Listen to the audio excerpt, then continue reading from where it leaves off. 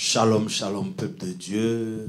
Bienvenue à l'étude biblique Overcomers Ministry Church. Comme chaque mercredi, nous avons notre panel pour encore entrer dans la parole de Dieu, ressortir des révélations et ce qui est important pour que notre marche chrétienne soit efficace. Et ce soir encore, j'ai les éminents hommes de Dieu avec moi qui vont se présenter, vous saluer. Voilà. Shalom, c'est l'apôtre Guy. Shalom, c'est le pasteur Moses. Voilà, moi c'est le pasteur Landry Adou. Donc, nous allons revenir un peu sur le message de dimanche, mais en même temps profiter pour avancer dans le sujet que nous avons démarré, qui est le chrétien de Romains 8. Le chrétien de Romains 8. Nous espérons qu'en tout cas vous lisez le livre de Romains et surtout le chapitre 8 pour vous rendre compte de la profondeur, de la richesse du message et que vraiment cette étude-là fait du bien à tout un chacun. Voilà. Alors, le titre du message c'était Après la Pâque. Mais bien évidemment, avant de commencer l'étude, nous allons confier ce moment à notre Seigneur. Pasteur Moses, si tu peux prier pour. Seigneur, notre Dieu, notre Père, nous voulons te dire merci pour ces instants. Merci pour cet autre rendez-vous.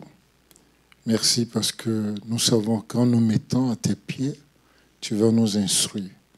Ta parole nous dit que quiconque vient à toi ne retourne pas comme il était auparavant.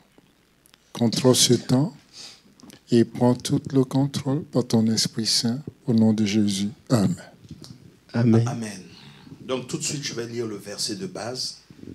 Romains 8, versets 12 et 13. Ainsi donc, frères, nous ne sommes point redevables à la chair pour vivre selon la chair.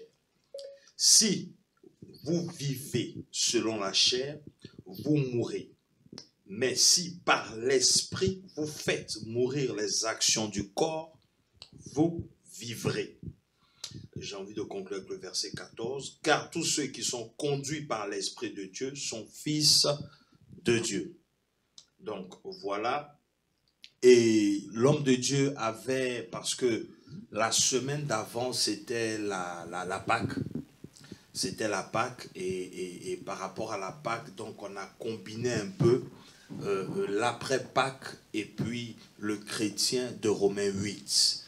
On va dire que prophétiquement, après Pâques, bien sûr, nous entrons dans la période de préparation pour l'Esprit Saint, qui est le jour de la Pentecôte. Et l'homme de Dieu donc, nous emmène déjà dans justement l'après-Pâques. Donc tout de suite, impression par rapport au message avant qu'on entre dans les détails. Oui, c'était un grand message qui mérite d'être réécouté. Pas seulement écouté, mais aussi mettre en pratique. Yes. Parce que quand l'homme de Dieu parle de après Pâques, nous pouvons comprendre beaucoup de choses. Mais entre autres, il faut retenir que Christ n'est pas resté dans le tombeau. Yes. Et Christ étant ressuscité a confié une mission aux apôtres. Et la résurrection de Christ a bouleversé l'ordre dans le monde spirituel. Et il a eu à relater quelques éléments sur lesquels nous reviendrons bien sûr. Amen. Voilà, je crois que l'après-Pâques est très important parce que, comme on avait dit que Pâques, c'est l'élément crucial de la vie chrétienne, c'est le pilier qui justifie ce que nous faisons, qui garantit notre salut, qui garantit notre élection. C'est à partir de la Pâque, la mort et la résurrection de Christ que toutes les promesses de Christ sont validées. Et donc, c'est un élément important. Et je crois que la pensée derrière, c'est maintenant qu'on a été sauvé, maintenant que toutes ces promesses ont été acquises et sont disponibles, qu'est-ce qu'on en fait en fait? C'est là qu'est la chose la plus importante. Et je crois que c'est ce que le pasteur a essayé de relever un peu plus dans son message. Voilà. Donc déjà au verset 12, pour avancer, ainsi donc frères, nous ne sommes point redevables à la chair pour vivre selon la chair. il y a certains qui appellent en Passover la défaite de la chair. La défaite de la chair. Qu'est-ce que vous en pensez?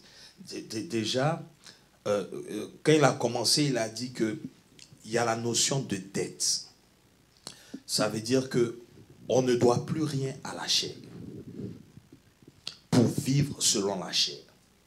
Parce que si tu es endetté, c'est en fonction de cette dette, c'est la dette qui va déterminer ta marche en fait. C'est ça. Quand tu dois, il y a une certaine tenue automatique que tu adoptes. Il y a une position que tu prends. Il y a une mentalité qui t'est imposée automatiquement. C'est ça. Voilà. Maintenant, ici, déjà, le verset 12 nous dit, « Ainsi donc, frères, nous ne sommes point redevables. » Dans la version biblique, on dit, en anglais, on dit, no, we have no obligation. Ça veut dire que la chair n'a plus de droit. Je lis la version en anglais. Therefore, brethren, we are debtors not to the flesh, to live according to the flesh. Mais en même temps, ça nous met dans une autre dette, la dette de l'esprit. Non. Pression. Oui, je préfère de l'un avoir une dette envers l'Esprit Saint que d'avoir une dette envers la chair. Et ici, il faut rappeler à ceux qui nous écoutent que quand nous parlons de la chair, nous parlons en fait des 5 sens qui dominent l'homme.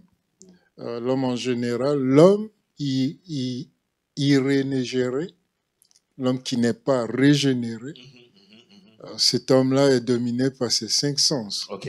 Est dominé par ce qu'il voit, ce qu'il entend, ce qu'il sent, le goûter, le toucher. Ben, l'homme qui est redevable au Saint-Esprit vit par le Saint-Esprit, conduit par le Saint-Esprit. J'aimerais relever quelque chose ici. Quand il dit que ainsi donc nous sommes point redevables à la chair pour vivre selon la chair, le verset suivant dit quoi? Si vous vivez selon la chair, vous mourrez. Ça veut dire que maintenant qu'on a donné notre vie à Jésus, il y a une nouvelle vie qui commence en nous. C'est ça. Et c'est ce point-là qu'il faut qu'on relève et que beaucoup de chrétiens peut-être ne comprennent pas. Ce n'est pas une autre vie, mais c'est une vie supérieure que Dieu a mis en nous. Amen. Je veux m'expliquer. Par exemple, si vous lisez, je crois, 1 Jean 5, verset 11. 1 Jean 5, verset 11. Et voici ce témoignage. Il dit, voici ce témoignage. C'est que Dieu nous a donné la vie éternelle et que cette vie est dans son Fils. Verset 12. Verset 12. Celui qui a le Fils a la vie. Celui qui n'a pas le Fils de Dieu n'a pas la vie. Voilà. Vous voyez que ici, quand il parle de la vie, il dit le témoignage que nous avons. Ça veut dire que Jean a expérimenté les retombées de la Pâque. C'est ça. Est-ce que vous comprenez un peu? Il dit donc le témoignage que nous avons, c'est que Dieu nous a donné une vie, a kind of life, qui est supérieure à celle qu'on avait l'habitude d'avoir. Tout à fait. Donc ça veut dire que lorsque vous êtes à la Pâque et que vous vous définissez, vous reconnaissez la mort et la résurrection de Christ, votre vie à un certain niveau doit changer. Yeah. Il doit avoir quelque chose qui marque une différence dans votre vie. Et la vie que vous menez maintenant, si vous vivez en dehors de ça, vous mourrez. Yeah. C'est ce qu'il dit. Il dit que puisqu'on ne doit plus rien à la chair, parce que la première vie qu'on avait, c'était la vie que la chair nous avait donnée. Yeah. Quand on est né de nos parents, on a reçu une vie. Et c'est le souké, c'est la vie que tout le monde a. Maintenant, ici, celui qui a le Fils, Dieu lui a donné le Zoé. Yeah. Donc, ça veut dire qu'à partir du moment où Christ est ressuscité, le Zoé est disponible. La vie de Dieu est disponible. Yes. Et maintenant, le problème que nous avons lorsqu'on parle de la vie éternelle, c'est que beaucoup de gens croient que la vie éternelle va prendre forme quand ils vont mourir. Et c'est là qu'est le problème, en fait, de beaucoup. Amen. Quand il dit, si vous vivez selon l'esprit, vous allez vivre, c'est quelle vie vous allez mener selon l'esprit, en fait. Je ne sais pas si vous me suivez un peu. Tout à fait, tout à fait. Je ne sais pas. Oui, c'est assez clair, c'est assez précis. Voilà, et j'ai envie d'aller plus loin, pasteur Moses, pour dire quoi? Que toute vie est éternelle. Oui. Ouais. Que tu sois chrétien ou pas, ta vie est éternelle. Ça veut dire quoi? Quand les évangélistes prêchent et puis demandent de donner ta vie au Seigneur pour que tu vives de façon éternelle, c'est juste le choix où tu vas terminer ta vie. Exactement. Parce qu'il y a deux choix. C'est-à-dire quand tu meurs, tu transites pour aller dans une autre vie, dans un autre endroit. Donc quand on te demande où tu vas passer l'éternité, c'est parce que justement la vie qu'on a, chrétien ou pas, elle est éternelle. Parce qu'on est sorti de Dieu. Donc l'homme qui meurt aujourd'hui absent de corps, il n'est pas absent, il va vers Dieu. Maintenant, ça dépend des choix qu'il a fait sur la terre. C'est ça qui détermine où il ira, où il va passer l'éternité. Donc de façon générale, donc on a déjà une vie qui est éternelle. Donc quand Dieu dit qu'il nous a donné la vie éternelle, c'est pour que sur la terre, la vie et l'essence de Dieu se manifestent dans nos vies de tous les jours. Tu ne peux pas avoir la vie éternelle et on ne voit pas ça. C'est ça qui est le problème. Est-ce que vous comprenez un peu? Voilà. Donc, après la Pâque, il y a une manière de vivre qui doit commencer. Où l'authenticité de la vie chrétienne, est-ce que vous comprenez un peu? De la vie, de la nature de Dieu se voit. Et il dit, reviens au verset 11, s'il te plaît. Il dit, voici le témoignage. Ce que Dieu nous a voici le témoignage, c'est que Dieu nous a donné. Ce n'est pas quand on va mourir, ou bien on a Christ, on subit les frustrations de la vie sur la terre, et dès qu'on meurt maintenant, paf, la mort enclenche la vie ou déclenche la vie éternelle. Ça n'a rien à voir. Et c'est pour cela que c'est important d'enseigner le peuple de Dieu à comprendre que la vie de Christ qu'ils ont reçue, ce n'est pas seulement pour vivre dans l'éternité, mais c'est pour vivre maintenant une vie supérieure. Est-ce que vous comprenez un peu? C'est une vie qui est supérieure.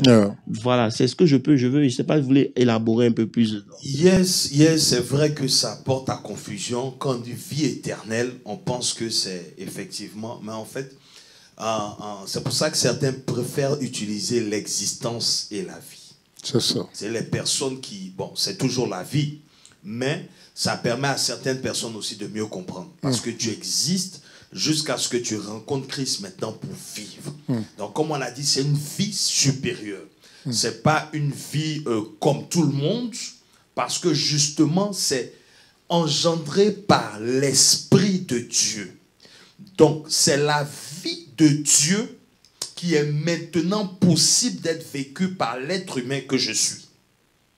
Et c'est ça le miracle. C'est ça. Qu'un être humain puisse désormais, par ce que Christ a fait, vivre la vie de Dieu. Donc, pour appuyer ce que l'apôtre dit, comment moi, être humain, je prétends vivre la vie de Dieu sans qu'on voie une distinction, ou que les résultats, ou que ce que je produis ne soit en rien différent de ce que quelqu'un même qui n'a pas Christ aussi réalise. Et c'est très important, pasteur Moses, continue. Ça veut dire qu'aujourd'hui, on doit s'asseoir et puis analyser notre vie. Est-ce que la vie de Dieu, c'est celle qui est décrite dans la parole de Dieu, c'est celle qu'on expérimente? Tu comprends un peu? Beaucoup ont reçu, mais très peu l'expérimentent. Et l'expérimentation vient à partir de la communion avec le Saint-Esprit. C'est ça. Est-ce que vous comprenez un peu? Et c'est pour cela qu'il nous disait que si vous vivez selon la chair, vous mourrez. Ça veut dire que la vie que vous avez eue, c'est une vie qui est soutenue, c'est une vie qui est engendrée. Voilà comment ça se passe. Ça veut dire que Christ, par sa mort et sa résurrection, a rendu cette vie disponible pour tout le monde. Et c'est le Saint-Esprit maintenant qui donne à cette vie d'être activée dans la vie du chrétien. Est-ce que vous comprenez un peu? Maintenant, il faut comprendre quelque chose. C'est une vie qui est supérieure dans tous les domaines. Je vais m'expliquer. Beaucoup de gens peuvent avoir une vie supérieure à la normale par l'intermédiaire de certaines influences spirituelles. Je m'explique. Si je vais voir un marabout qui me donne un talisman, ce talisman appuyé, programmé, parce que ce talisman étant programmé, programmée pour permettre à faciliter ma vie sur la terre. Yes. C'est une autre vie aussi spirituelle, mais ce n'est pas la vie éternelle. Amen. Est-ce que vous comprenez un peu? Yes. Donc, qu'est-ce qu'on voit de nos jours? On voit que beaucoup de gens s'appuient, avec l'aide de certains esprits, Oui. parviennent à mener une vie supérieure, que beaucoup de chrétiens même n'ont pas. Est-ce que vous comprenez un peu? Vous allez voir que il fait son commerce parce qu'il a un petit truc sur lui, l'influence spirituelle Yeah. domine sur les choses physiques, C'est ça. donc tout ce qu'il entreprend réussit. Yeah. C'est une vie qui est supérieure à la normale, parce que influencée à partir d'un esprit. Donc c'est possible d'avoir une vie qui est supérieure à n'importe chrétien si vous êtes épaulé ou appuyé par un esprit. Powerful. Est-ce que vous comprenez un Yeah. peu? C'est très important. Maintenant, la Bible dit que nous, on a reçu une vie qui est au-dessus, de la vie que tout le monde a. C'est ça. Deux, c'est une vie qui est au-dessus de toute vie qui est influencée par un esprit. Yeah. Yeah. C'est une vie qui est supérieure. C'est la vie éternelle. Amen. Est-ce que vous Amen. comprenez un peu? Et tant que cette notion-là n'entre pas dans notre corps, dans notre esprit, dans notre mentalité, on va vivre frustré malgré ce qu'on a en fait. Amen. Les deux versets-là sont tellement profonds que j'ai envie de revenir sur le verset, je crois, 13. Et oui, oui. Parce qu'il faut que nos chrétiennes comprennent. Il dit, si vous vivez selon la chair, vous mourrez. Mourir ici, Paul n'est pas en train de parler de la mort physique. Yes. Il est en train de parler de la mort spirituelle, être séparé de Dieu. Or, quand on ramène cela par rapport aux paroles du Seigneur Jésus, il dit, retirez de moi, vous n'êtes rien. Sans moi, vous ne pouvez rien accomplir.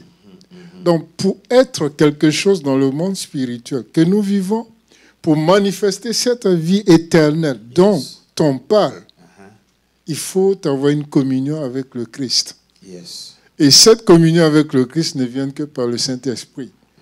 Et c'est pour cela que je suis entièrement d'accord lorsqu'il dit que si vous vivez par l'Esprit, vous vivrez. Et même lorsque nous lisons dans 1 Jean, que nous avons vu tout à l'heure, je crois le verset 12, il dit, le verbe utilisé là également, il est au passé. Il dit, car il nous a donné la vie éternelle. Il nous a donné la vie éternelle. Ce n'est pas qu'il nous donnera la vie éternelle. Tout à fait. C'est un passé composé. Et c'est très clair que le chrétien qui a la vie de Christ en lui, il est au-dessus des autres esprits qui se manifestent dans le monde. Donc, Et le don de Dieu en lui Yes. est un don éternel.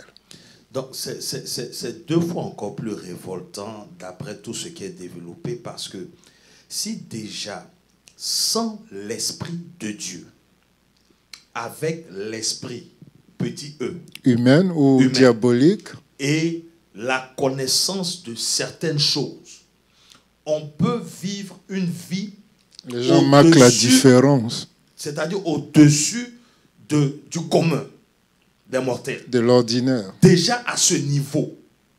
Donc, ça emmène même le Fils de Dieu, même, ou bien l'enfant, ou celui qui prétend être chrétien même, à se poser de sérieuses questions. Non, mais c'est clair. Pasteur Landry, c'est un problème crucial. Ça veut dire que après Christ, qu'est-ce qu'on a? Est-ce seulement pour aller au ciel? Non. Cette vie qu'on a reçue, elle est censée témoigner de Christ. Est-ce que vous comprenez un peu? Elle est censée témoigner. Quand vous prenez Moïse et puis les magiciens de Pharaon, ils ont fait pratiquement les mêmes choses. Tout à fait. Ça veut dire qu'avec l'appui de la puissance des esprits, ces magiciens-là faisaient aussi les choses que l'enfant de Dieu faisait. Tout à fait. Mais il arrivait un moment où il y a une démarcation d'esprit. Pourquoi? Parce que l'esprit avec lequel on deal est supérieur. Yes. Donc, tant qu'on ne comprend pas, ce que Christ a acquis à la croix pour nous, les effets de cette vie-là dans notre vie, il nous sera difficile d'être des chrétiens victorieux. Et ça, c'est dommage de le dire, mais c'est le constat général. Ça veut dire que les fêtes de Pâques, on en fait tous les jours. Tout à fait. Les fêtes de Pentecôte, on en fait tous les jours, toutes les années du moins. Mais la réalité, c'est que quel est l'impact? Ça veut dire que il y a 5 ans en arrière, à quel niveau tu étais spirituellement? Qu'est-ce que la présence de cette vie-là en toi a activé? C'est une vie qui est supérieure. C'est une vie qui, ce n'est pas du jeu. Et quand il dit, par exemple, que si vous vivez selon la chair, Romains 8, vous mourrez, ça veut dire que vous allez être sur cette terre et tout ce qui affecte le monde va vous affecter. Je ne sais pas si vous comprenez. Jusqu'à quelle ampleur... Verset 13. Écoutez, c'est une révélation qu'on ne peut même pas encore élucider parce que c'est trop riche. On lit, on passe. Il dit, si vous vivez selon la chair, ça veut dire quoi? Ça veut dire que vous avez reçu cette vie. Yeah. Il parle ici à des chrétiens. Il parle à des chrétiens. Quand on dit la chair, ce n'est pas l'impudicité. Non, quand on dit la chair, c'est tout un ensemble. C'est une manière de penser, une manière de voir. Yeah. Est-ce que vous comprenez un peu? Pourquoi? Quand le diable veut attaquer un enfant de Dieu, il vient toujours par les sens. C'est ça. Tu dois arriver à un niveau de ta vie où tu sais que tu ne marches pas selon la vue, mais tu marches selon l'esprit. Et tu sais que les choses visibles tirent leur force dans les choses qui sont invisibles. Donc tu ne regardes pas aux choses visibles. Donc aussi longtemps que tu es chrétien et que tu continues de marcher par ce que tu vois, tu vas mourir. Tu vas mourir et c'est de ça qu'il est en train de parler. Ce n'est pas une mort physique ici. C'est mourir, c'est-à-dire c'est subir. Subir les désagréments du monde des ténèbres. Parce qu'une fois que vous êtes en Christ, vous n'êtes plus exempt des assauts du diable. C'est ça. Une fois qu'on est en Christ, le diable, c'est pas comme si c'est fini. Non, le diable va toujours venir d'une manière ou d'une autre. Mais c'est à nous de pouvoir résister par notre manière de vivre. Il dit, mais si par l'esprit, vous faites mourir les actions du corps, vous vivrez. J'ai dit que c'est tellement fort et puissant qu'on peut passer un mois dessus. La vie de Dieu en nous, quels sont les effets dans la vie de tous les jours? Si, regardez-moi bien, si un homme qui n'a pas Christ prend un talisman pour améliorer sa vie sociale, sa vie de tous les jours, sa vie professionnelle, vous comprenez? Ces affaires, vous les rencontrez, tout ce qu'ils font, il n'y a pas d'obstacle, ça va. Pourquoi? Parce qu'il y a une influence spirituelle qui domine sur les choses de la terre. C'est pour ça qu'on a dit, le monde spirituel domine les choses terrestres. Ce n'est plus du jeu pour être spirituel. On n'a plus le choix, on doit devenir spirituel si on veut dominer. Est-ce que vous comprenez un peu? Donc si quelqu'un comme ça, vous voyez que ça marche pour lui, à plus forte raison, nous, qui avons reçu l'Esprit de Dieu. Nous en qui le Père même du monde spirituel demeure. Le Père des esprits demeure. Et c'est ici le problème qu'on a. Il faut que l'Église comprenne que la vie qu'on a reçue, c'est la vie de Dieu. Et on ne peut pas tuer Dieu comme ça. Non. Waouh. Et ça make sense maintenant quand il parle d'être redevable. Parce que si, justement, l'Esprit nous a permis d'arriver à Dieu, l'Esprit nous a permis de connaître Dieu, l'Esprit nous a permis de host, c'est-à-dire que Dieu habite en nous, ça veut dire que nous sommes entêtés. Ça veut dire que l'Esprit maintenant s'attend à ce que ce qui est de Dieu soit manifeste. Amen. Ce qui est de Dieu soit manifeste. Donc automatiquement, tu es dans une situation où, parce que tu n'es pas en train de manifester ces choses-là, tu es déséquilibré. Tu ne peux pas t'épanouir. Tu es insatisfait. Tu en es conscient. Et ici, ce qui est bien, c'est que Paul, c'est une réflexion personnelle. C'est vrai, il encourage, mais on revient toujours pour dire que c'est après 25 ans de vie chrétienne. De ministère. C'est-à-dire qu'il a eu le courage de s'examiner, de réaliser certaines choses, et puis de mettre tout ça à la lumière pour qu'on réalise que, c'est vrai, Jésus est mort, est ressuscité. C'est vrai, la Pâque, oui, on la célèbre et tout. Mais, quel impact? Et il parle aux Romains. Yeah, il parle aux Romains. Il parle aux Romains. Quel impact?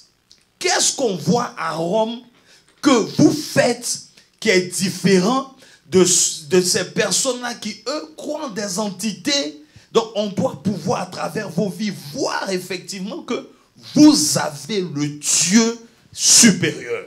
Amen. Vous avez le Dieu véritable. Et ça, c'est pas dans les slogans. C'est pas en disant que je suis chrétien. Non. C'est-à-dire quand on voit les résultats, déjà, ça doit attirer une certaine curiosité. C'est ça. Et c'est pour ça que j'ai aimé le verset dans Corinthiens qu'on a utilisé là. Quand on nous parle de la sagesse qui n'est pas... Ça me fatigue jusqu'aujourd'hui. Parce que si tu as une Corinthiens sagesse 2:6 qui n'est pas de ce monde, mais ça veut dire que je ne sais pas comment en tant qu'homme d'affaires chrétien, tu sois même en compétition avec les gens de ce monde. Il n'y a pas match. Dans la Bible, est-ce que Isaac était en compétition avec les gens de sa génération? Justement. Il a produit au centuple, au far above, et tout ce que les autres pouvaient faire. La sagesse et la sagesse de Joseph. Quand Joseph a dit au roi, voilà comment on va faire, ça a permis à l'Égypte de vivre pendant 14 ans. Et même là, le pharaon pose une question. Peut-on trouver un homme en qui habite un esprit la sagesse. de sagesse comme ce jeune homme-là? Donc, c'est dit qu'il a marqué la différence. Tu vois que c'est pour ça que lorsque la vie, c'est de ça qu'on parle. Ça veut dire quoi? Ça veut dire que la vie de Dieu était en Christ. J'ai envie d'aller plus loin. Vas-y. Christ nous a associés à sa vie par la communion.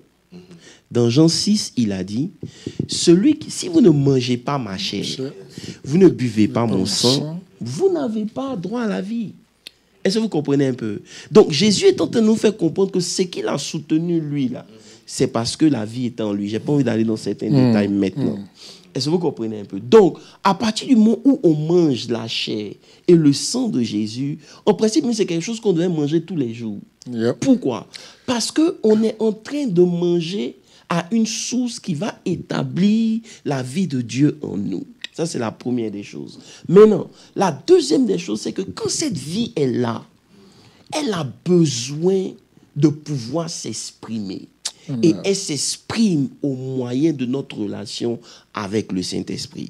Lorsque vous lisez 2 Pierre 1, verset 2, qu'est-ce que ça nous dit, 2 Pierre 1, verset 2?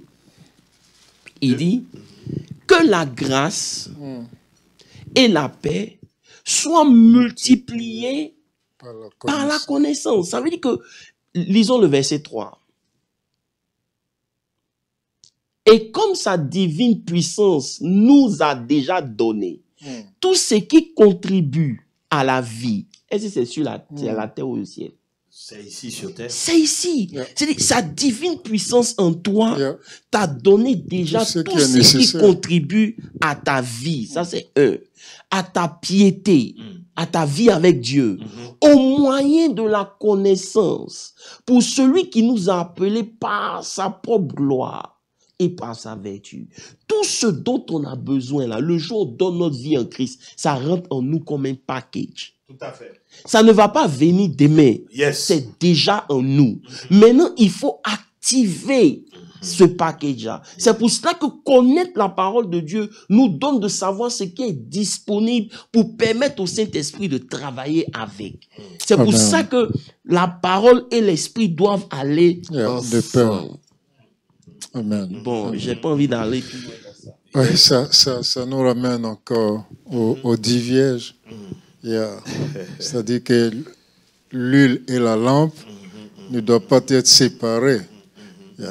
Il faut être équilibré. Il faut avoir l'huile, il faut avoir la lampe. Il faut avoir la lampe, il faut avoir l'huile. J'ai aimé, lorsque le pasteur disait dimanche, les retombées de la résurrection de Christ dans la vie des disciples. Il dit les mêmes. L'utilisation du mot les mêmes ici est mis pour les disciples. Les mêmes disciples qui fuyaient à l'arrestation du Seigneur. Les mêmes disciples qui se sont cachés à l'arrestation du Seigneur. Maintenant, ils pouvaient se présenter devant le peuple. Et il a souligné le même Pierre qui a régné. Maintenant, il était prêt à dire aux Juifs, repentez-vous, sinon vous mourrez. Il leur a dit comment il devait faire. Pour dire que la résurrection de Christ apporte un changement, apporte un élément nouveau dans la vie du chrétien que nous sommes. Amen, amen. Peuple de Dieu, si vous avez des questions, n'hésitez pas. Des questions, des préoccupations pour enrichir l'étude, n'hésitez pas. Et nous sommes toujours dans le livre de Romains, le chapitre 8, verset 12, verset 13, verset 14. Et vous pouvez voir que nous sommes en train de toucher vraiment des éléments importants pour que nos vies, la vie chrétienne ne soit pas une vie religieuse, une vie sans résultat, sans impact, sans accomplissement. Donc si vous pouvez aller réécouter les messages, prenez note et vivez cette vie de l'esprit là pour qu'on voit les résultats, pour que la vie chrétienne make sense for you. Amen. Alors, Pasteur Moses et l'apôtre. Pasteur Moses a dit quelque chose ici. Oui, ils n'arrivaient pas à faire certaines choses et que maintenant, par l'esprit, ils ont pu faire face à la persécution. À la persécution, l'apôtre Pierre qui a régné, Christ maintenant qui vient, qui défie les religieux et tout, les emmène. D'accord, tout ça c'est bien. Maintenant, ma question est la suivante. Parce que religieusement, le Saint-Esprit, c'est vrai, c'est la puissance et tout, mais à travers tout ce qu'on est en train de voir là, le Saint-Esprit, en fait, en nous emmène aussi, comme il a dit, à toute la vérité. C'est-à-dire que sans l'Esprit de Dieu, nous ne pouvons même pas savoir tout le potentiel que nous avons en fait. Parce que c'est quand tu es conscient de ces choses-là, c'est ce qui te pousse, c'est ce qui te met en confiance en fait. Mais comme l'apôtre a dit, quand tu n'as pas, tu es ignorant de ces choses.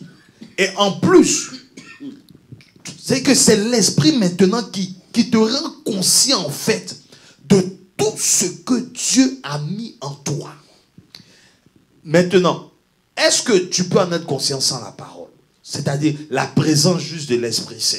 Parce que c'est ce qui arrive. On parle en langue, on prie, mais bon, on n'arrive pas à découvrir ce qui est en nous en fait. Beaucoup de chrétiens commettent cette erreur dont tu parles. Le Saint-Esprit n'est pas en dehors de la parole de Dieu. Mais je veux dire en soi-même. Parce que oui, les chrétiens aujourd'hui cherchent toujours ailleurs. En soi-même pour s'édifier. Bon, voilà ce que le Seigneur dit. Il dit, vous recevrez un autre consolateur. Le Saint-Esprit se venant sur vous. Il dit, il vous rappellera. Okay. Alors, il te rappelle quoi? Si tu ne connais rien de la parole, il va te rappeler quoi? Et il dit, il vous enseignera tout.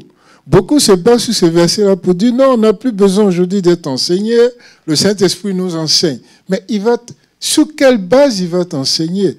Quel est ton fondement? Sous quelle fondation?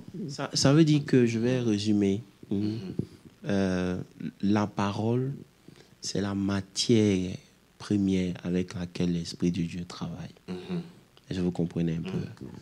Lorsque vous lisez, par exemple, Luc 4, à partir du verset 18, où le Seigneur dit, l'Esprit du Seigneur est sur moi. Il m'a oint. Luc 4, verset 18, il dit, The Spirit of the Lord is upon me because He's anointed me to preach the gospel to the poor. He has sent me to heal the brokenhearted, to proclaim liberty to the captive and recovery the sight of blind. Donc ça, j'aime pas trop cette version-là parce que en réalité, il dit parce que il m'a envoyé pour prêcher, pour proclamer. Voilà, lisons même la version française. Il dit pour proclamer aux captifs la délivrance. Ça veut dire que pour prêcher aux captifs la délivrance. Est-ce que c'est pas la prière. C'est pas la prière. Comment? Ce n'est pas la prière. Ce n'est pas la prière. C'est-à-dire, la vérité aujourd'hui, c'est quoi, Pasteur Moses? Lorsque on a l'esprit, la démonstration de l'esprit, c'est qu'on chasse les démons. Beaucoup de gens utilisent ça pour montrer que Dieu est avec eux. C'est une bonne chose. On a tous fait ça. Si je ne chassais pas les démons, je pouvais me sentir frustré parce que je n'ai pas la capacité de chasser les démons. Mais j'en ai chassé, j'en ai fait des délivrances. Mais j'ai remarqué que lorsqu'on chasse un esprit, il va, il revient. Tout à fait. Qu'est-ce qui fait que l'esprit revient? C'est parce que le fondement de cette personne-là n'a pas changé. C'est ça. C'est pour ça qu'il dit pour prêcher la délivrance. Parce que lorsque cette personne est enseignée sur un certain nombre de choses, il y a des portes que l'esprit n'aura pas. Il y a des portes que toi-même tu ne vas pas ouvrir. Parce que tu comprends le fonctionnement des choses. Et c'est ça qui est la vérité. Aujourd'hui, on a beau parler, on a vu des puissantes choses, mais la vérité, vous connaîtrez la vérité et la vérité vous affranchira. Donc il dit c'est pour proclamer aux captifs la délivrance, pour prêcher la parole. C'est la parole qui libère, c'est la parole qui délivre. Donc ça veut dire que le Saint-Esprit dans la vie d'un homme sera frustré s'il n'a pas de parole. Amen. Parce que si on pense que Pasteur Moses a dit, il prendra de ce que je vous ai dit. Est-ce que vous comprenez un peu? Il prendra. Ça veut dire que c'est le niveau de parole que tu as en toi qui donne au Saint-Esprit d'opérer au niveau que tu veux. C'est ça. Yes. C'est la matière première de l'esprit. C'est pour ça qu'au-dessus des eaux, dans Genèse 1, l'esprit se mouvait, mais il était là jusqu'à ce que Dieu libère la parole. Il dit que la lumière soit, automatiquement l'esprit est rentré en mouvement. En action. Donc tant qu'il n'y a pas de parole, il n'y a pas d'esprit. C'est pour ça que Jésus dit mes paroles sont esprit. Ça veut dire que mes paroles engagent l'esprit et ça produit la vie. Pourquoi? Parce que quand j'ai libéré la parole, l'esprit a récupéré ça. Et c'est l'esprit, si l'esprit de celui qui a reçu Christ entre les morts habite, il rendra la vie à votre commentaire. Donc l'esprit est là, la vie est là. Est-ce que vous comprenez un peu? Donc, le Saint-Esprit en nous, c'est la nature de Dieu en nous. C'est la vie de Dieu en nous. Cette vie-là, elle est trop précieuse. Elle est puissante. La réalité, c'est quoi? C'est qu'on n'a pas encore compris ce que c'est. On n'a pas compris à quoi elle sert. On n'a pas compris comment ça fonctionne. On est juste des chrétiens. Arrivé à un certain moment, on commence à devenir frustré dans notre marche. Et vous allez voir que beaucoup parmi nous cherchent des solutions en dehors. Pourquoi? Parce que le Saint-Esprit étant là, il n'a pas pu faire ce qu'il devait faire. Ce verset-là est powerful parce que d'après ce que l'apôtre vient de dire, donc ça veut dire que l'Esprit est là et attend la parole. Il attend que tu donnes une parole. Donne une parole et le Saint-Esprit récupère et il travaille dans ta vie. Tu vois? Regarde même, on va aller parce que tu n'as même pas, Pasteur Moses, lorsque l'ennemi nous attaque, il nous attaque sur quelle base? La parole. Of course. Ça veut dire que c'est le niveau de révélation que tu as. C'est-à-dire qu'il va t'attaquer sur la connaissance que tu n'as pas. C'est pour ça qu'il pensait qu'il allait attaquer Jésus. Quand il dit, Jésus, si tu es le Fils de Dieu, ordonne que ces pains. Il dit non. L'homme ne vivra pas de pain seulement. Ça veut dire qu'il nous teste sur les levels de la dimension de révélation qu'on n'a pas. Par exemple, si toi, tu regardes aux choses physiques, il viendra vers toi pour te dire, mais si Dieu est avec toi, pourquoi c'est comme ça? C'est ça. Si Dieu est avec toi, pourquoi la situation de l'église, par exemple, est comme ça? Si Dieu est avec toi, pourquoi ceci, pourquoi cela? Et si en toi, tu n'as pas une parole pour permettre à l'Esprit de Dieu de jumper pour dire oui, dans toutes ces choses, nous sommes plus que vainqueurs. Automatiquement, la tristesse commence à prendre le dessus et la mort commence à arriver. Va tomber. Ta foi tombe. En fait, pendant que vous êtes en train de dire ça, je reviens encore à l'image que tu as touchée dans Genèse, justement. Donc, ça veut dire que quelqu'un qui a l'Esprit de Dieu peut avoir une vie détruite. Bien sûr, on a vu le cas du prophète. Justement. Le prophète qui est mort. C'est-à-dire ta vie est... En fait, je regarde l'image de Genèse, en fait. Donc, et l'Esprit est là, et l'Esprit attend. Tu vois? Et tu n'es pas en train de réagir, en fait. Tu ne parles pas. Parce que c'est la parole qui crée. C'est la parole qui emmène à manifestation. Amen. Tu vois? Donc, en tant que chrétien, ta vie peut être comme les ténèbres dans Genèse, mais l'Esprit est là. Et au lieu de parler, justement, parce que parler aussi, c'est parler la parole. Amen. Ça veut dire quoi? Ça veut, oui, ce que tu dis est clair, Pasteur Landry. Parler, mais ici, il y a des mystères. Je vais m'expliquer. Il faut qu'on accepte le mystère de la parole. Yes. Il faut qu'on accepte le mystère de la vie de Dieu en nous. C'est très important. Lorsque tu épouses le mystère de la vie de Dieu qui est en toi, tu sais que si tu vis, ce n'est plus toi qui vis, mais c'est Christ qui vit en toi. Ça doit être écrit, ancré en toi. Il y a le mystère de la vie de Dieu en toi. Il y a le mystère de la parole. Il y a le ministère de, comment on appelle ça, de l'Esprit de Dieu. Il y a le mystère des dons. Parce que des dons que Dieu a fait à l'Église, les apôtres, donc si tu n'épouses pas, il dit croyez en Dieu, vous réussirez, et vous serez affermis. Croyez en ses prophètes et vous réussissez. Tu comprends un peu? Donc ça veut dire que le mystère des hommes de Dieu est là pour un but.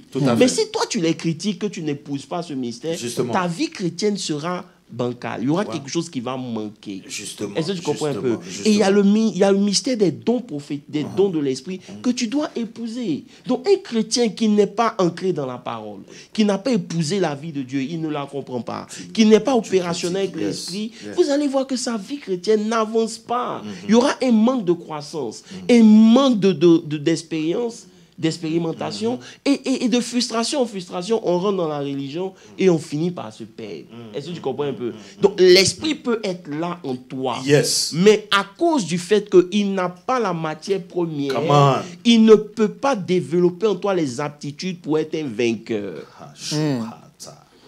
Est-ce qu'on comprend bien ça? Est-ce qu'on comprend bien ça? Je crois qu'il faut qu'on prêche dessus. Est-ce qu'on comprend bien ça? Est-ce qu'on comprend bien ça? Tu as l'esprit. Mais tu ne parles pas. Parce que, et on va toujours revenir sur ce verset, je comprends pourquoi on insiste. Mon peuple ne périt pas par manque de prière. Non. Par manque de connaissance. Et Dieu dit, c'est mon peuple. Justement. Le verset qui doit nous accompagner toutes nos vies. Ça, c'est Proverbe 4, verset 7. Il dit, in all your gettings, get understanding. Je dis, avec tout ce que tu possèdes, acquiert la compréhension. Get understanding. Parce que quand tu n'as pas de compréhension, tu fais les choses pour les faire. Non. Par exemple, tu sais que... Regarde, par exemple, quelqu'un qui dit que moi, je ne peux pas être pauvre. On lui demande pourquoi. Il dit parce que je sais que dans tout ce que je gagne, si par exemple je suis payé à $10,000 en papier normal que je reçois, moi dans ma tête là, je suis payé à $9,000. Un mindset. Son mind est set dessus. Il sait que l'argent est spirituel. Il sait que la prospérité est spirituelle. Ça obéit à des principes. Je n'ai pas besoin qu'on vienne me mettre dans des pensées, de me manipuler l'esprit pour que je puisse faire payer ma dîme. Non. C'est entré dans mon esprit. Celui qui sème récoltera. C'est le moyen par lequel je passe pour être prospère et être béni. C'est la connaissance. Il dit la paix et la grâce vous sont multipliées. Ça veut dire que plus de connaissances j'ai, plus de grâce et de paix j'aurai. Amen. C'est pas la prière. Non. On n'est pas encore entré dans la prière. C'est pas la prière, c'est la connaissance. Parce que justement, c'est la connaissance qui rend ta prière efficace. Justement, lorsque tu pries et que tu pries basé sur ce que tu sais, ta prière prend une autre forme. Tout à fait. Ça veut dire que ce n'est plus des paroles vaines que tu prononces, mais c'est la connaissance. Tu pries avec connaissance. Tu sais les choses qui t'appartiennent, donc tu ne demandes pas ce qui n'est pas à toi. Il y a des choses que tu sais qui sont pour toi. C'est fort parce que, tu vois, il dit là, dans Luc 4, il dit l'Esprit du Seigneur est sur moi, il m'a oint pour proclamer la délivrance. Ça veut dire que c'est la parole. La véritable délivrance vient de la parole. Justement. Ça touche la source, en fait. Ça touche la source. Par exemple, tu peux ne pas savoir que tu es orgueilleux. Un exemple bien simple. Tu ne sais pas. Mais c'est ton exposition à ta proximité avec la parole de Dieu qui va te faire voir si tu es orgueilleux ou pas. Est-ce que tu comprends un peu? Parce que la Bible dit, il faut voir les autres comme étant supérieurs à toi. C'est ce que la parole te dit. Donc la parole, en te disant, ça touche à la source de ton problème. Est-ce que vous me suivez un peu? C'est comme Naaman. Naaman était général d'armée. Tout à fait. Lui, sa lèpre, c'était pas une lèpre qui était dans ses doigts, sinon il n'allait pas continuer d'exercer. Mais c'était la lèpre qui était sur son corps. Donc quand il enlevait son, comment on appelle son vêtement, on mettait de l'huile, on en grattait pour enlever les rocs comment on appelle ça, avait fait sur son corps. La lèpre. Donc il peut pleurer à cause de ça. La dame lui a dit, la petite fille, elle lui a dit, si seulement tu peux, mon maître pouvait aller le ministère des dons. Il y a beaucoup de choses qu'on peut dire ici. Si pas le prophète qui est en Israël, il va trouver une solution pour lui. Papa, ils sont partis. Arrivé là-bas, le prophète n'est même pas sorti. Même pas. Il dit, dis-lui d'aller se jeter dans les eaux de Jourdain. Le gars s'énerve en même temps. Il dit, mais il n'y a pas d'eau ici. Ces eaux sales. Mais non, c'est le ministère de la parole. C'est-à-dire, on t'a donné quelque chose. Une parole. Le principe, l'instruction. Ça veut dire l'instruction. Écoutez, on ne pourra pas finir de parler de ces choses parce que la vérité, c'est que je n'ai pas la totalité de la connaissance. C'est pas ce que je veux dire. Mais ce que je sais, c'est que on n'a même pas encore commencé à explorer la vie qu'on a reçue de Dieu. C'est dommage que le monde ait plus d'influence sur nos vies que l'Esprit de Dieu. C'est vraiment dommage. Et personnellement, moi, je me remets en cause à longueur de journée quand je suis exposé à ce genre de choses. Et je me dis que ma vie doit prendre une autre tournure. Ça veut dire quoi? L'Esprit du Seigneur est avec moi. Il m'a oint. Non, écoutez, Pasteur Moses, c'est dangereux. Quand vous prenez Pierre, comme tu l'as dit, il était peureux. Il avait peur d'une petite fille qui a simplement dit tu étais avec eux. Il a juré sur tous les toits. Mais quand la vie est descendue, mais attends. Il n'avait plus peur. Non seulement il n'a pas eu peur d'annoncer l'évangile, mais devant le Sanhédrin qui avait crucifié le Christ, il leur a tenu tête. Accepté de mourir comme il est mort. Attendez. C'est une réalité. Des gens comme Pierre qu'on a lapidé plusieurs fois. Parce que ce n'est pas leur moment. Ils s'élèvent, ils se secouent, aucune égratignure.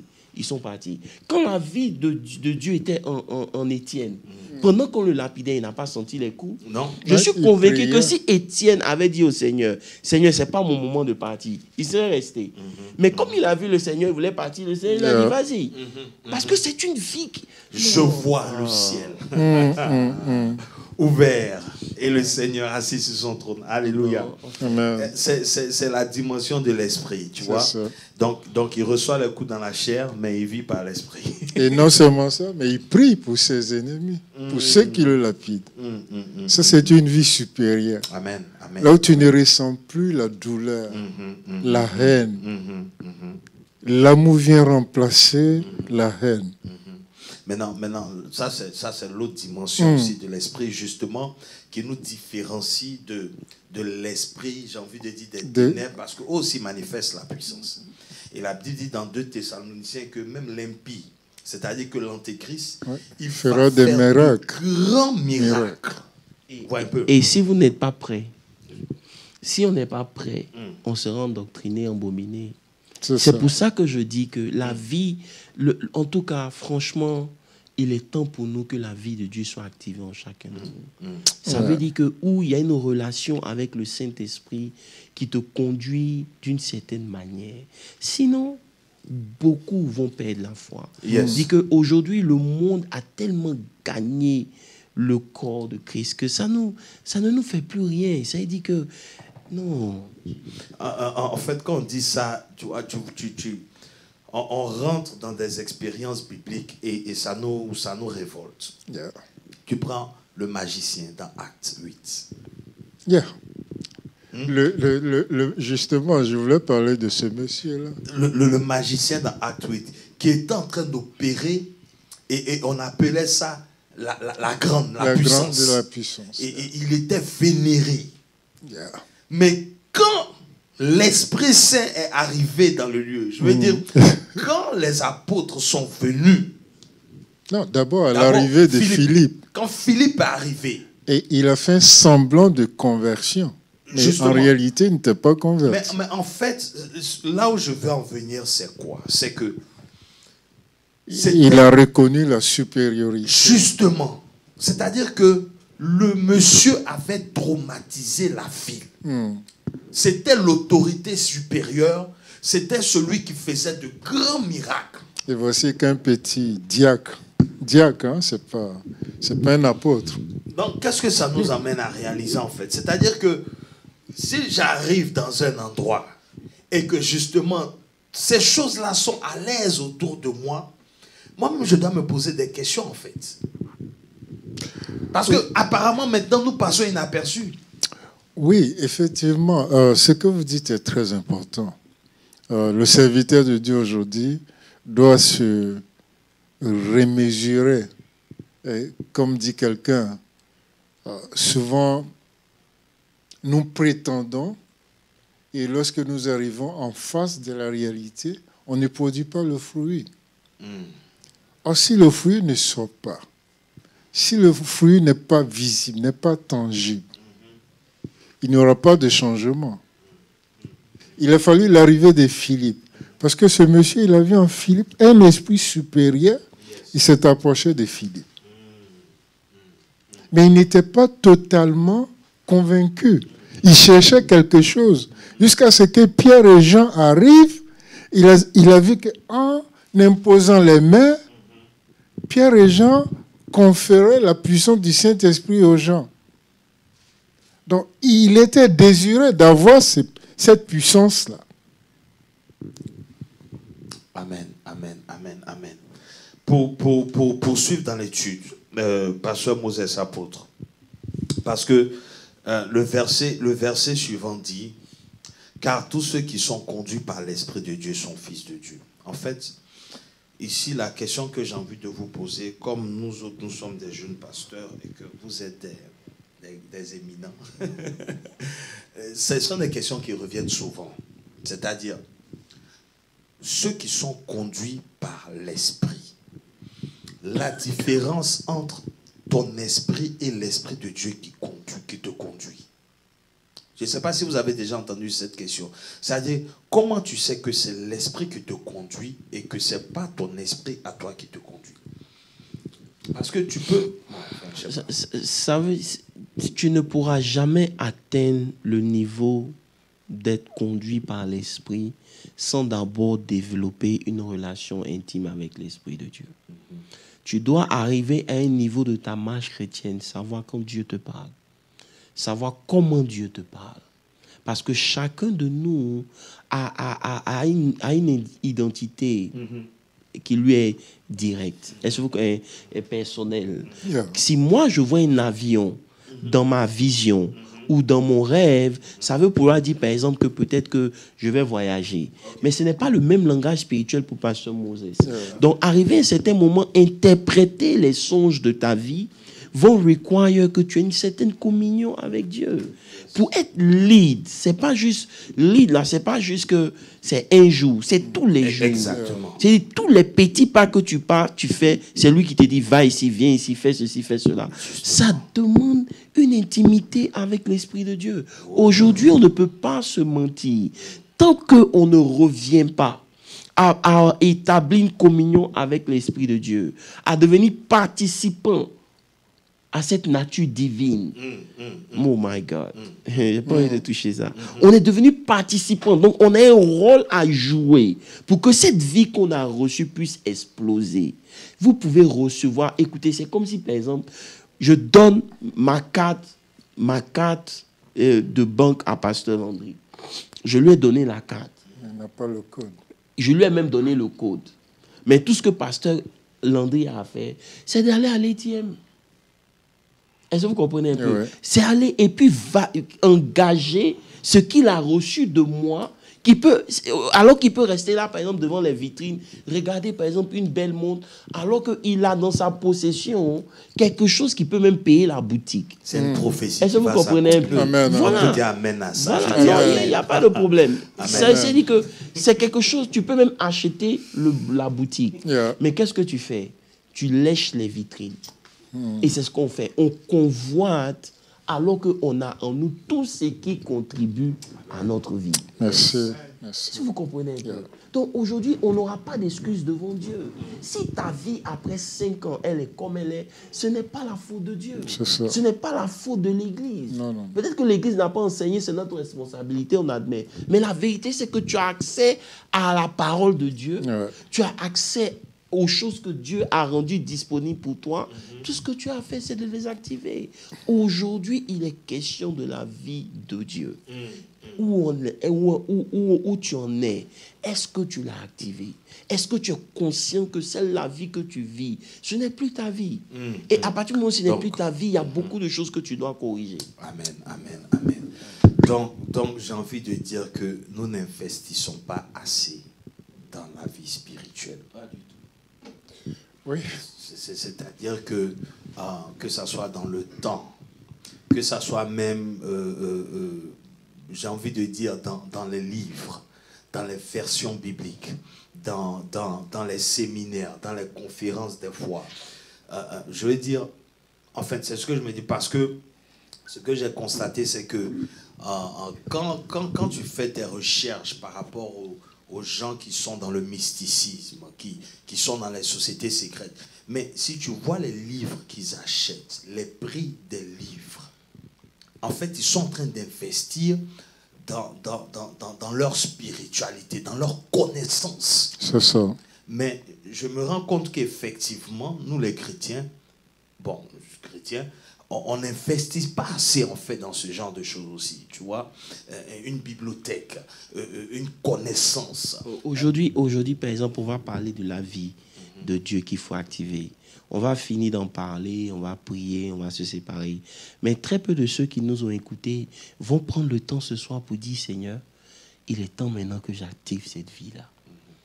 Il dit, le voleur, Jean 10, verset 10, il ne vient que pour voler et pour piller. C'est la deuxième fois le mot Zoé est utilisé.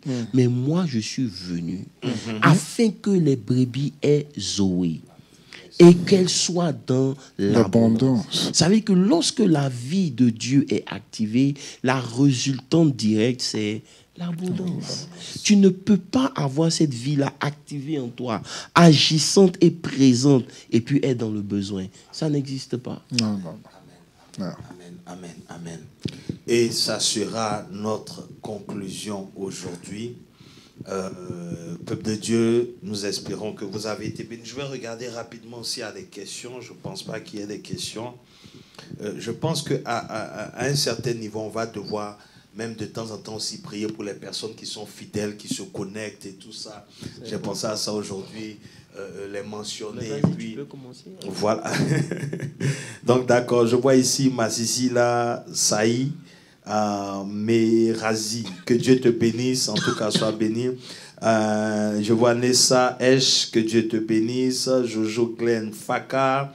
Je vois ici grâce à tout, Nadège Nkadi, Ézéchiel Lorraine, Célidji, soyez bénis, que Dieu vous bénisse abondamment. La sœur Israël Anepo, que Dieu te bénisse. Francine Ilunga Moussa, que Dieu te bénisse. Arlette Candy, soyez bénis. Et je vois ici le frère Denis Pan. depuis la Virginie. Que Dieu te bénisse. En tout cas, merci d'être connecté. Nous sommes à la fin de notre étude. Je vais laisser les hommes de Dieu dire un dernier mot et l'apôtre va faire la prière finale. Voilà. Oui, je voudrais dire merci à Dieu pour ce temps que nous venons de passer et rappeler à nos frères et sœurs qu'il est important d'avoir cette relation avec le Saint-Esprit, avoir une communion avec le Saint-Esprit et aussi éviter de confondre la puissance de Dieu et l'Esprit de Dieu.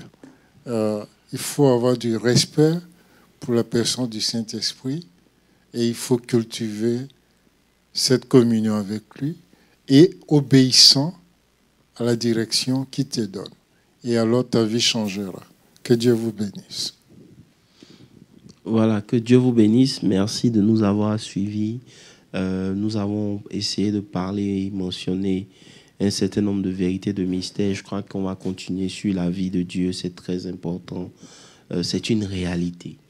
C'est une réalité. Lorsque elle est activée dans la vie d'un enfant de Dieu, ça doit se voir à toutes les dimensions, à tous les niveaux. C'est-à-dire que ça supérimpose son dictat sur tes origines, les liens de famille, toutes ces choses dans lesquelles on perd notre temps souvent, qui, c'est pas qu'ils n'existent pas, qui sont vraies, mais qui sont les premiers béabas de la délivrance. On peut pas passer toute notre vie à combattre des liens de famille. On peut pas toute notre vie combattre des esprits de famille. On peut pas toujours combattre la sorcellerie. Non. Arrivé à un certain moment, il faut entrer dans son identité et opérer à la dimension à laquelle Dieu nous appelle. Amen. Et ça commence par prendre conscience de la vie qu'on a reçue de Dieu. Sans cette prise de conscience, on ne pourra pas arriver à un certain level. Donc, que Dieu vous bénisse, que sa grâce soit multipliée par la connaissance. Amen. Et parce que ce que tu connais, c'est ce qui détermine ce que tu as. Au nom de Je Jésus. Prie que Dieu augmente ta connaissance. Et que la vie de Dieu soit activée dans ta vie, dans le nom puissant de Jésus-Christ de Nazareth. Que cette vie puissante soit activée et qu'à partir d'aujourd'hui, tu puisses vivre la vie que tu devrais vivre. Au nom de Jésus. Père, je te confie tous ceux qui sont fidèles et qui nous suivent et qui partagent ces enseignements. Père, nous prions que ta grâce surabonde dans leur vie. Tu les multiplies et tu les gardes. Et tu leur donnes d'avoir une vie de victoire. Dans le nom puissant de Jésus-Christ de Nazareth, j'ai prié. Amen. Amen.